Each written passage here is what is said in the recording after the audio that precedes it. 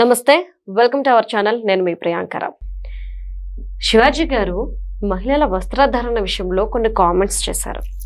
Accept చేయాల్సింది ఏంటి అంటే, ఆయన మాట్లాడిన వాటిలో 2 అభ్యంతరకర వ్యాఖ్యలు ఉన్నాయి. ఆ 2 పదాలు ఓకే, బట్ ఆయన మాటలు ఎంతవరకు వాస్తవం అంటే ఎవరో చెప్పాల్సింది కాదు, మహిళలే శివాజీ గారికి సపోర్ట్ చేస్తున్నారు. కానీ సినీ ఇండస్ట్రీలో కొంతమంది అంటే చిన్మయి, అనసూయ లాంటి వాళ్ళు, తర్వాత నిధి అగర్వాల్ లాంటి వాళ్ళు శివాజీ గారి వ్యాఖ్యల్ని వ్యతిరేకిస్తూ వస్తున్నారు. ఆయన దీని మీద ఎక్స్ప్లెనేషన్ కూడా ఇచ్చారు. ఎక్స్ప్లెనేషన్ ఇచ్చిన తర్వాత ఇంకా మద్దతు ఆయనకి పెరిగిపోయింది. చివరాఖరికి గరికపాటి గారు కూడా శివాజీ గారికి సపోర్ట్గా ఉన్నారు. ఆయన మీద అరుస్తారా, ఆయన మీద మీరు కేసులు పెడతారా, దమ్ముంటే నాతో మాట్లాడండి అని. మరి శివాజీ గారికి ఎందుకు మద్దతు వస్తుంది తెలుసుకుందాం. మనతో మాట్లాడడానికి senior journalist and analyst Shravan Kumar గారు వేర్లపాటి ఉన్నారు. ఆయనతో మాట్లాడి మరిన్ని విషయాలు తెలుసుకుందాం. నమస్కారం సార్. నమస్తే అండి. సార్, శివాజీ గారి మాటల్ని మీరు ఏకీభవిస్తున్నారా? అంటే ఆయన మాట్లాడిన దాంట్లో తప్పు ఉంది అంటారా, లేదా మహిళలను ఉద్దేశించి ఏవైతే వ్యాఖ్యలు చేశారో అవి సరైనవి అంటారా? ముఖ్యంగా వస్త్రధారణ విషయంలో శివాజీ గారు నిన్న మాట్లాడిన వాక్యం, మొదటి రోజు మాట్లాడిన వాక్యాల్లో ఆయన ఇవ్వదలుచుకున్న మెసేజ్కి నేను మద్దతు ఇస్తాను. ఆయన ఇచ్చిన సందేశానికి మద్దతు ఇస్తాను. ఆయన తీసుకున్న స్టాండ్తో ఆయనకు నేను వెనకగా ముందుండైనా సపోర్ట్ చేస్తాను. కాకపోతే దాంట్లో మొత్తం మీద 3 మీద చర్చ జరుగుతుంది. ఒకటి ఏంటంటే 2 పదాల మీద ఆయన ఏదో హెచ్చరిస్తున్నట్టు, కేర్లెస్గా మాట్లాడాడు, ఛాలెంజ్లు చేశారనేది చెప్పి కొందరు ఏదో ఫీల్ అవుతున్నారు, అవుతున్నారు, సూచిస్తున్నారు, ఇండికేట్ చేస్తున్నారు. సరే, ఏ పదమైనా సరే. ఏంటి ఎవరేమన్నా ఐ డోంట్ కేర్ అన్నాడు. ఐ డోంట్ కేర్ అంటావా, మేమంటే లెక్క లేదా, కేసులు పెడతాం. ఎవరు కేసులు ఎవరు పెడతారు, ఎవరు ఎందుకు పెడతారు? పెడితే వీళ్ళేం చేతులకు గాజులు దొరుకుని కూర్చుంటారా? వీళ్ళు ఖాళీ కూర్చుంటారు. వీళ్ళకి చట్టాలు లేవా, వీళ్ళకి ధర్మం లేదా, వీళ్ళ వైపు న్యాయం ఉండదా? అది కాదుగా, డిబేట్ చేయరాక, మాట్లాడడం రాక, విషయాన్ని జనరలైజ్ ఆయన అన్న పదానికి మొత్తం స్త్రీల మీద అన్యాయాలు జరిగిపోతూ ఉన్నాయి, స్త్రీలకు అత్యాచారాలు జరిగిపోతూ ఉన్నాయి, స్త్రీని నువ్వు ఇట్లా అంటావా, నువ్వు ఇట్లనే నిర్దేశించి ఈ డ్రెస్ వేసుకుంటావా, నువ్వు ఎవరు అడగడానికి? అడగాలమ్మా, అందరూ మేము అడుగుతాం. ఆయన లాంటి నాలాంటి వాళ్ళు అడుగుతాం, సూచిస్తాం. మీకు స్వేచ్ఛ ఉంది, మీ ఇష్టం ప్రకారం ఉండొచ్చు, కానీ మీ స్వేచ్ఛ, మీరు ఇష్టమైనటువంటి కోరికలు, మీ డ్రెస్సులు, మీకే స్వతంత్రం ఎలా ఉందో ఇతరులకు అభ్యంతరమైన స్థాయిలో ఉండకూడదని చెప్తున్నారు. ఇష్టమైనది వేసుకోండి, ఇతరులు అభ్యంతరంగా ఉండొద్దు, ఇతరులకు ఇబ్బందిగా ఉండొద్దు, ప్రవోక్గా ఉండొద్దు.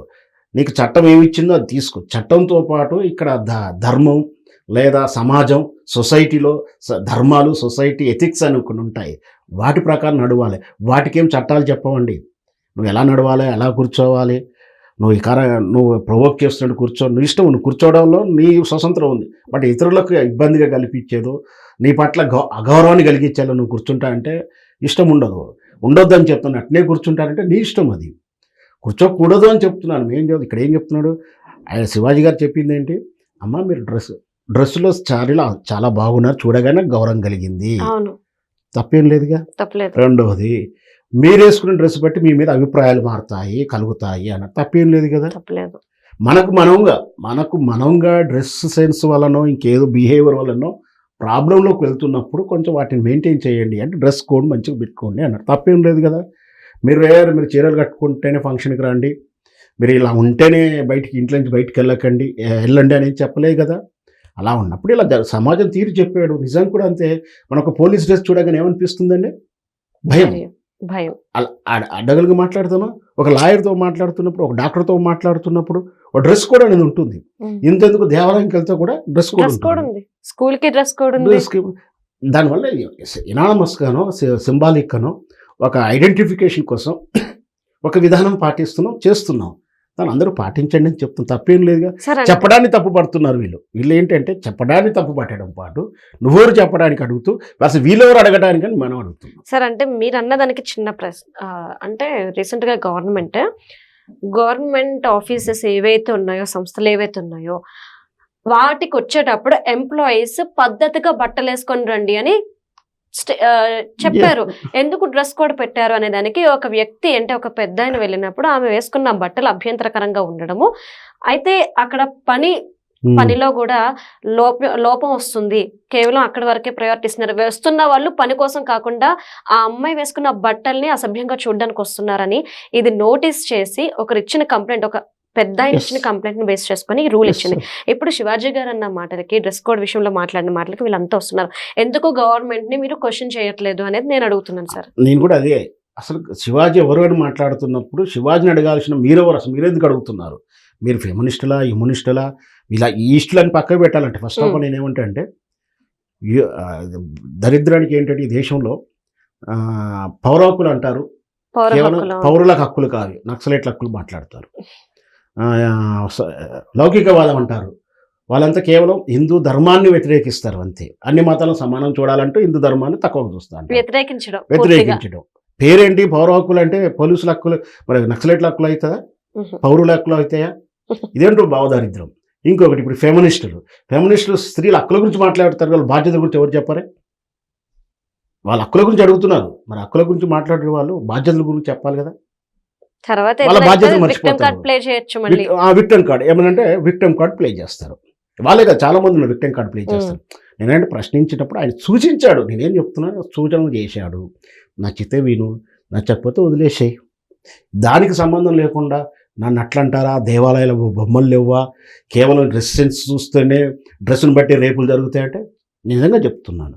నేనేమంటున్నా, డ్రెస్ వల్ల కొంచెం ప్రివెంట్ అవుతుందేమో, ప్రొవోక్ అవుతాయి ఖచ్చితంగా. నేను ఒక ఆడపిల్ల తండ్రిగా చెప్తున్నాను, ఎవరైనా సరే నేను ఏం చెప్తున్నానంటే ఇంకా స్పష్టంగా చెప్తున్నాను చూసే వాళ్ళకి కూడా, లేడీస్ అయినా ఒక ప్రొవోక్ డ్రెస్ వేసుకోవద్దు, జెంట్స్ కూడా చేయొద్దు, ఇద్దరికి చెప్పాలి. ఎవరైనా ఏం చెప్తున్నారో ఇద్దరు, ఎవరైతే మన ఆడపిల్ల బయటకు వెళ్తున్నాం మంచిగా వెళ్ళు మంచిగా నడువు ఎట్లా చెప్తున్నామో కొడుకు కూడా చెప్తారు, చెప్పాలి. చెప్పకపోతే వాళ్ళ ఇష్టం అది అని చెప్పాలని నేను చెప్తున్నాను. కొడుకు కూడా బయట స్త్రీ కనపడితే గౌరవంగా చూడాలి, వాళ్ళని ఇబ్బంది పెట్టేలా చూడొద్దు, వాళ్ళ మీద కామెంట్ చేయొద్దు, కొడుకు నేర్పాలి. అలాగే బిడ్డకి ఏం చెప్తారు, బయటకు వెళ్ళేట్టు తలంచుకో బిడ్డ, లేదో చూసి చూడనట్టు వెళ్ళవనో, లేదా మంచిగా నడవనో, డ్రెస్ మంచిగా ఉంచుకోవనో, ఆ డ్రెస్ ఏదో జారిపోకుంటాను ఏదో ఒకటి ఉన్నట్టు చెప్తారు. నువ్వు పితృస్వామ్యం ఆస్వామ్యం ఆఖరి చెప్పొద్దు, స్వతంత్రం ఇవ్వద్దు, నువ్వు అట్లా పెంచుతావంటే పద్ధతిలో ఇంతమంది మాట్లాడుతున్న ఎవరైతే ప్రశ్నిస్తున్నారో వాళ్ళెవరు కూడా పద్ధతిగా ఉన్నవానికి ఎవరికి కూడా వాళ్ళు పిల్లనియరు. మళ్ళీ అడా ముట్టి పప్పు శుద్ధలా ఉన్నాడు వాని పిల్లనియొద్దు అంటారు. అంటే వాళ్ళ వ్యక్తిగత జీవితంలో పాటించిన ధర్మాలని కార్డు పెట్టేసుకొని వచ్చి ఏవో ప్రశ్నలు అడుగుతుంటారు. నేను స్పష్టంగా చెప్తున్నా, అతను చెప్పింది స్పష్టంగా సత్యమే చెప్పాడు, సూచనే చేశాడు. నేను రెండో రోజు కూడా క్లియర్గా చెప్పాడు. రెండో రోజు కూడా ఏం చెప్తున్నాడు, మీరు పాటించండి మీ ఇష్టం, కానీ నేనైతే చెప్తాను, ఆయనగా నేను కూడా చెప్తాను. అవుతే స్త్రీ ఒక్కటే కాదు పురుషుడికి కూడా చెప్పాలి చెప్తున్నాను. నేను పురుషుడికి కూడా పద్ధతులు ఉన్నాయి, ఇష్టం వచ్చినట్టు చేస్తా అంటే లేదు, ధర్మం ఉంది, మన సొసైటీ ఉంది, మన సొసైటీలో మనం సనాతన ధర్మంలో ఎక్కువ పాటిస్తాం కాబట్టి మనం నలుగురికి ఇబ్బంది కలగకుండా బిహేవియర్ చేయాలి. ఏదో విషయం మన శాయస్ వచ్చింది కదా మనకు పేరు వస్తుందని చెప్పి పిచ్చి పిచ్చి కామెంట్లు చేసి వాళ్ళ తరపున మాట్లాడుతూ వీడియో రిలీజ్ చేయడం కాదు. ఎందుకంటే అనసూయ గారు కూడా నేను పాయింట్ ఆఫ్ చేస్తాను, ఎందుకంటే ఆమె పార్టిసిపేట్ చేసిన షోలో ఎన్నో బూతులు ఆమె ఎంజాయ్ చేస్తూ ఆమె మీద సెటైర్లు వేసినప్పుడు, ఆమె మీద బాడీ షేమింగ్ చేసినప్పుడు ఎంజాయ్ చేసింది, ఇతరులు అనకూడదు అంటుంది. అంటే మీరు ఈ మాట అన్నారు కాబట్టి నన్ను చిన్న ప్రశ్న సార్, చిన్మయ్య గారు కూడా ఈ విషయంలో మాట్లాడారు. మీరు తెలుగు సినిమాలో తమిళ సినిమాలో చూస్తే బూత్ పాటలు చాలానే ఉన్నాయి. ఇవి పాడింది ఎవరు సార్? Female singer sir. ఇంకొకటి రాసింది ఒక మగాడు అయి ఉండొచ్చు. పాడుతున్నప్పుడు ఈ పదాలు అభ్యంతరకరంగా ఉన్నాయి, ఆడవాళ్ళని కించపరిచేలు ఉన్నాయని ఎందుకు ఆ రోజు మాట్లాడలేదు? ఇంకొక క్వశ్చన్ సార్, ఐటమ్ సాంగ్స్ అంటే ఐటమ్ సాంగ్ అంటే అక్కడ ఐటమ్ ఎవరు సార్? ఒక అమ్మాయినే కదా మీరు సూచిస్తుంది. మరి ఆ రోజు ఐటమ్ సాంగ్ అని ఎందుకు పడుతున్నారని ఎందుకు ఒక్కరు కూడా వచ్చి అడగలేదు? ఆమె వేసుకున్న బట్టలు సార్ కెమెరా తీసేటప్పుడు ఏ యాంగిల్ లో పడుతున్నారో వీళ్ళకి తెలుసు కదా. ఈ సందర్భాల్లో ఎప్పుడు రాని క్వశ్చన్ ఒక్క శివాజీ గారు మాట్లాడినప్పుడు మాత్రమే వీళ్ళంతా ఎందుకు రేస్ చేస్తున్నారు? వాళ్ళ ఇష్టం వచ్చేది చేసుకోవచ్చు, వాళ్ళకి ఇట్లా చేయాలో ఇట్లా చేయకూడదు అని చెప్పడం వాళ్ళ ఈగో అట్ అవుతుంది అన్నట్టు. అంటే చెప్పకూడదు బట్ మీరు అన్నట్టే నేను అదే అంటున్నాను. చూసేటువంటి అనసూయ గారు ఆ షోలో ఆమె యాంకర్ గాను ఆమె పక్కన ఉన్నప్పుడు బూతులు ఎన్నో, నేను చెప్పడానికి నాకు ఇబ్బందిగా ఉంది, కానీ అన్ని బూతులకి ఎంజాయ్ చేసింది, అన్ని బూతులే ఆ బూతులకి ఎంజాయ్ చేసింది. ఆమె ఎండార్స్ చేసింది షోని, అంటే ఎండార్ ప్రోగ్రామ్ చేసిందంటే ఎండార్ చేసింది. అక్కడెక్కడ ఎట్లా అంటావు, ఆ బూత్ పదం నా ముందర ఎట్లా చేస్తావు, అనకుండా దానికి ఎంజాయ్ చేస్తూ నవ్వుతూ ఆ ఎపిసోడ్ చేసింది. అప్పుడు తప్పు అనిపించదు. శివాజీ నువ్వు డ్రెస్సు మంచిగా వేసుకొచ్చి కూర్చుంటే మంచి అభిప్రాయం ఏర్పడుతుంది అంటే తప్ప, ఆయన మీరు ఖచ్చితంగా ఇలా వేసుకొచ్చి రావాల్సిందే, మీరు ఎప్పుడు తల ఉంచుకోవాల్సిందే అని ఉంటే తప్పు. ఇకపోతే ఆయన పడినట్టు పదాలు నిజంగా భావదారిద్ర్యం ఏంటంటే, ఈ మధ్యకాలంలో పులిహోర బూతు పదమైంది, మాదాపూర్ బూతు పదమైంది, లకిడికాపూలు బూతు పదమైంది, గులాం జాములు బూతు పదమైంది. ఈ మధ్యకాలంలో సామాన్లు అని కూడా బూతు పదం అయిపోయింది. ఆ భావదారిద్ర్యం మనం ఉన్నాం. ఆ విచ్చలవిడి భావదారిద్ర్యం అంతా ఇన్స్టాగ్రామ్లో రీల్ చేస్తుంటే చేసేవాళ్ళు ఇంతవరకు ప్రశ్నించలేదండి. లేదు సార్, విచ్చలవిడి బూతు ఎంటర్టైన్ అవుతున్నారు కదా. నేనేంటంటే పురుషుడు చేస్తున్నాను, నేను పురుషుడు చేస్తలేడని, స్త్రీ కూడా చేస్తుంది. మరి స్త్రీ నువ్వు ఎందుకు చేస్తున్నావు అమ్మా అట్లాంటి వీడియోలు ఎందుకు చూస్తున్నావు? ఆ వీడియో మీద ఎందుకు కంప్లైంట్ అయ్యావు? నువ్వు శివాజీ మీద అయితే కంప్లైంట్ ఇస్తావు, పేరు వస్తుందన్నా. మరి ఇచ్చినప్పుడు అవి ఎందుకు బ్లాక్ చేయవు? దాని మీద ఎందుకు రిపోర్ట్ కొట్టావు? ఎన్ని వీడియోకి రిపోర్ట్ పెట్టావు? నువ్వు రిపోర్ట్ కొట్టావా? వాటి చూస్తారు, నాకు తెలుసు. ఎవరైతే కంప్లైంట్ ఇస్తున్నామో, కంప్లైంట్ ఇవ్వాలన్నారో, ఎవరైతే సోదాగా తీసుకున్న మహిళా కమిషన్ కూడా ఇప్పుడు నిద్రపోతుంది కదా, స్వతంత్రంగా సూడోగా తీసుకున్న కేసు. మన ఇన్స్టాగ్రామ్ ఓపెన్ చేయండి, ఇప్పుడు 10 నిమిషాలు చూడండి, 100 చూస్తే 99 అవే ఉంటాయి. ఇంకా దరిద్రం ఏంటంటే, ఆమె చేస్తుంటే వాళ్ళ భర్త వీడియో తీస్తుంటాడు, ఆ కొడుకు ఆమె కలిపి డాన్స్ చేస్తుంటుంది. మీరు పాటలా చూడాలంటారు, దాంట్లో మీనింగ్ చూసినా స్టెప్పులు చూసినా బూతులానే ఉంటాయి. వాటిని ప్రివెంట్ చేయరు. కానీ శివాజీ మాట్లాడి పరిగెత్తుకొస్తారు. నీతులు చెప్పాడు కదా, నీతులు వీళ్ళకి చెప్పొద్దు, వాళ్ళు మాత్రమే చెప్పాలి. సో వాట్ ఏదైనా సరే ఇంత జరుగుతుంది కాబట్టి ప్రజలు అంటే సొసైటీలో ఏముందో చూస్తున్నారా? అన్నిటికీ అంత ఏ వీడియోకి వెళ్ళినా కూడా ఐ స్టాండ్ విత్ శివాజీ అంటున్నారు. అవును, అర్ధరైతుల వాదన. అసలు ఆయన మాట్లాడుతుంది వేరు, ఆయన అన్నది వేరు. వేరే టాపిక్ తీసుకొచ్చి స్త్రీని అత్యాచారం చేసి జైల్లో వేయాలండి. స్త్రీనే కాదు, పురుషుని చేసినా జైల్లో వేయాలండి. పురుషుని చంపినా వేయాలి.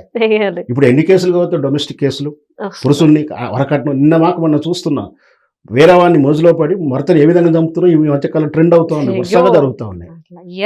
ఈ వారం అంతా 3, ఈ వారంలో 3 మహబూబ్ నగర్, హైదరాబాద్, ఇంకొకటి కరీంనగర్ అనుకుంటా. అన్ని జరుగుతున్నాయి ఉన్నాయి. కేవలం నోయింగ్ ఆఫ్ నాలెడ్జ్ ఇక్కడ మన రాష్ట్రం వరకే, దేశవ్యాప్తంగా చూసుకుంటే. సో నేరం ఆడి చేసిన నేరం, ఈడి చేసిన నేరం వానికి చెప్పాలి పురుషులు. అందుకనే ఫెమినిస్టం లేరు, లౌకికవాదం లేదు, ఉండాల్సిందేనో మానవత్వవాదం, హ్యూమానిటీ, సోషల్ లైఫ్ అంటే సమాజంలో మనం ఉన్నాం. సమాజంలో నైతికత, సమాజంలో సొసైటీలో ఉన్నప్పుడు ఇంతకుముందు న్యాయం ధర్మం ఏ విధంగా వేరే ఉంటుందో సొసైటీ ధర్మం వేరే ఉంటుంది. దాని ప్రకారం నడుచుకోవాలి. So I stand with Shivaji. Right, thank you so much sir.